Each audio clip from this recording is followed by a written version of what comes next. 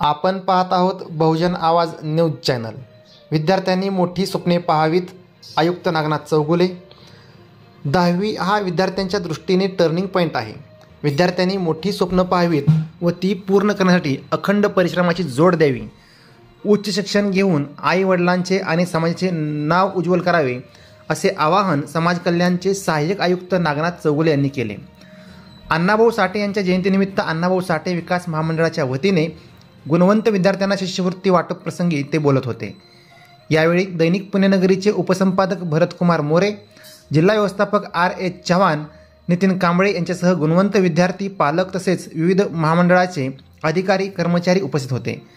प्रारंभी जिल्हा व्यवस्थापक चव्हाण यांनी महामंडळाच्या वतीने राबवण्यात येणाऱ्या विविध योजनांची माहिती दिली। यानंतर प्रणिता माने, सोनम लोंढे, लक्ष्मी कसबे, सार्थक कांबळे, अनुष्का मोरे, अंकुर साठे, वैष्णवी कांबळे, स्नेहल देवकुळे, दिजोत कांबळे यांचा सन्मान करण्यात आला। यावेळी मोरे यांनी शिक्षणामुळे स्वतःचा व समाजाचा विकास होतो, शिक्षणाची कासधारा असे सांगितले। या प्रसंगी महात्मा फुले आर्थिक विकास महामंडळ, वसंतराव नाईक महामंडळाचे अधिकारी कर्मचारी उपस्थित होते। या कार्यक्रमासाठी नितीन कांबळे, अमोल चौरे, प्रेमरत्न गायकवाड, अतिश सरवदे, सतीश जाधव, सुनील जाधव, राहुल आळसंदे यांनी परिश्रम घेतले। करावं लागतं या सर्व गोष्टी त्यांच्या साहित्यातून आपण पाहिलेलं आहे आणि त्यांच्या साहित्यातून अतिशय उत्कृष्ट असे पोवाडे देखील आपल्याला ऐकायला मिळतात। असे आज महापुरुषाचा आपण जयंती साजरा करतो। जयंती साजरी करत असताना एक लक्षात ठेवणं गरजेचं आहे, आज तुम्ही इथे बसलेला आहात, आज आपलं पर्सेंटेज फार चांगला आहे। पर्सेंटेज बरोबर आपलं फ्युचर पण तितकंच चांगलं असायला पाहिजे। म्हणजे आज आपण बोलतो आपण डॉक्टर व्हायचं, इंजिनियर व्हायचं, कोणीतरी होण्याचे धाडस ठेवा मनामध्ये, कारण आजच्या घडीला तुम्हाला कोणी आणून देणार नाही। नशीबवान आहात, तुम्हाला इथं बोलून चेक द्यावं लागेल, फार मोठे नशीबवान आहात। म्हणजे तुमच्या नेतृत्वामुळं, तुमच्या कर्तृत्वामुळं तुम्ही जे काही अभ्यास करून तुम्ही पर्सेंटेज घेतला त्याच्या प्रोत्साहनासाठी ह्या सर्व गोष्टी तुम्हाला शासन करते। आणि तुम्ही एक काम करावं लागेल की बाबा माझ्या आई वडिलांनी घेतलेलं कष्ट,